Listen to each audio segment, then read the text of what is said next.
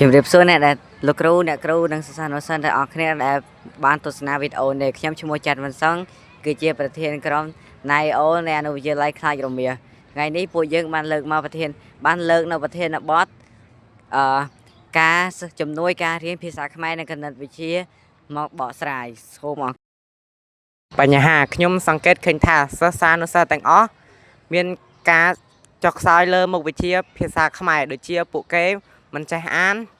មិនចេះតែងសេចក្តីនិងមុខវិជ្ជាគណិតវិទ្យាពួកគេមិនចេះគណនាលេខនៅផ្ទះពួកគេមិនចេះស្វែងសិក្សារៀនសូត្រដោយខ្លួនឯងសូមអរគុណនេះហើយទៅក្រុមរបស់ពួកយើងបានសមាជិកបង្កើត FB នេះឡើងដែលបានបង្កើតនៅក្នុង website Meet App Adventure ដើម្បីជាជំនួយដល់សិស្សានុសិស្សដែលគាត់រៀនខ្សោយទៅលើផ្នែកភាសាខ្មែរនិងគណិតវិទ្យាឬនឹងឲ្យគាត់ចេះខិតខំរៀនដោយខ្លួនឯងនិងចេះស្វែងសិក្សាតាមក្រុមនៅផ្ទះឬពេលទំនេរសូមអរគុណរបស់ FB របស់ពួកយើងបានបង្កើតឡើងនេះដើម្បីជួយដល់សិស្សានុសិស្សដើម្បីជួយដល់សិស្សានុសិស្សក្នុងការរៀនភាសាខ្មែរនិងគណិតវិទ្យាកាន់តែច្បាស់ជាងមុនហើយសារៈប្រយោជន៍របស់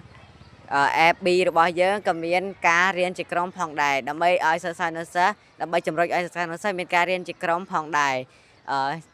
ជាសារដាស់តឿនខ្ញុំសូមគោរពដល់សិស្សានុសិស្សទាំងអស់គ្នាឲ្យមានការខិតខំប្រឹងប្រែងរៀនសូត្រដើម្បីអភិវឌ្ឍប្រទេសជាតិឲ្យជឿនលឿនដោយប្រទេសនានានៅក្នុងពិភពលោកសូមអរគុណ